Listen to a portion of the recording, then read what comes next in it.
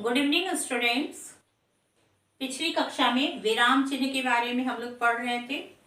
विराम चिन्ह क्या है और उसे लगाना जरूरी क्यों है। आज हम उनके चिन्हों के बारे में जानेंगे। विराम चिन्ह है, उसका चिन्ह है पूर्ण विराम। पूर्ण विराम के लिए एक खड़ी पाई, सिर्फ लाइन। अल्प विराम यानी कॉमा। प्रश्न चिन्ह, इसे हम लोग प्रश्नवाचक चिन्ह भी कहते हैं, क्वेश्चन मार्क, इस तरह दिया जाता है। उद्धरण चिन्ह, जिसे हम लोग इन्वर्टेड कॉमा कहते हैं, डबल इन्वर्टेड कॉमा, दोहरा उद्धरण चिन्ह, और इकहरा उद्धरण चिन्ह, जिसे हम लोग कहते हैं सिंगल इन्वर्टेड कॉमा। इसके बाद है विस्मयादि बोधक, एक्सक्लेमेटरी सिंबल, योजक चिन्ह, हाइफन। इतनों के बारे में आज हम लोग पढ़ेंगे। सबसे पहले आता है पूर्ण विराम, जिसे इंग्लिश में फुल स्टॉप कहते हैं। सिर्फ डॉट देते हैं, लेकिन हिंदी में एक खड़ी पाई देते हैं। लिखते पढ़ते समय पूरी तरह रुकने पर या अर्थ पूरा होने पर वाक्य के अंत में इसका प्रयोग होता है। इसका चिन्ह इस प्रकार है, जैसे बच्चे खेल रहे हैं। साधारण सा वाक्य है। वाक्य का जब पूरा अर्थ निकल जाता है तो वहां पे पूर्ण विराम देते हैं। रुकते हैं, पूर्ण विराम का अर्थ होता है वहां पर रुक जाना, आराम करना, फिर आगे अगली पंक्ति को पढ़ना। पूर्ण विराम। जैसे बच्चे खेल रहे हैं, एक वाक्य खत्म हो गया। बच्चे गेम से खेल रहे हैं, वाक्य कंप्लीट हो गया।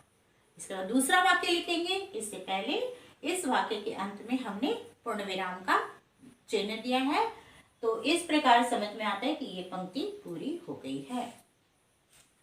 नेक्स्ट है अल्प विराम, जिसे हम लोग कॉमा कहते हैं। वाक्य के बीच में थोड़े समय रुकने के लिए इस चिन्ह का प्रयोग होता है। इसका चिन्ह कॉमा आप लोग जानते हैं है। पूर्ण विराम से आधे समय के लिए हम लोग अल्प विराम में रुकते हैं, यानी अल्प विराम थोड़े समय के लिए, इससे ज्यादा दुगुना समय के लिए पूर्ण विराम का प्रयोग करते हैं। एक ही वाक्य में बहुत सारे एक जैसे शब्द आ जाते हैं, उनके बीच में अल्प विराम देते हैं। जैसे नितेश, राजू और सीमा बाजार गए। सब नाम है, बच्चों का नाम है, तो अंत के दो नाम के बीच में और उसके पहले जितने भी नाम होते हैं, इसके आगे कॉमा या अल्प विराम देते हैं। एक और उदाहरण देखेंगे। राम, लक्ष्मण, भरत और शत्रुघ्न राजा दशरथ के पुत्र थे। राम और लक्ष्मण के बीच में हमें अल्प विराम देना चाहिए। लक्ष्मण और भरत के बीच में अल्प विराम होगा। भरत और शत्रुघ्न हमने बोला है, इसलिए वहां पे कोई निशान नहीं होगा, कोई चिन्ह नहीं होगा। यानी एक जैसे शब्द वालों के लिए अल्प विराम का प्रयोग करते हैं। इसके बाद है प्रश्न चिन्ह। प्रश्न चिन्ह यानी क्वेश्चन मार्क। जब कोई प्रश्न पूछा जाए तो वाक्य के अंत में इसका प्रयोग होता है। जैसे क्या लता चली गई? क्या लता चली गई? हमने आपसे प्रश्न किया है।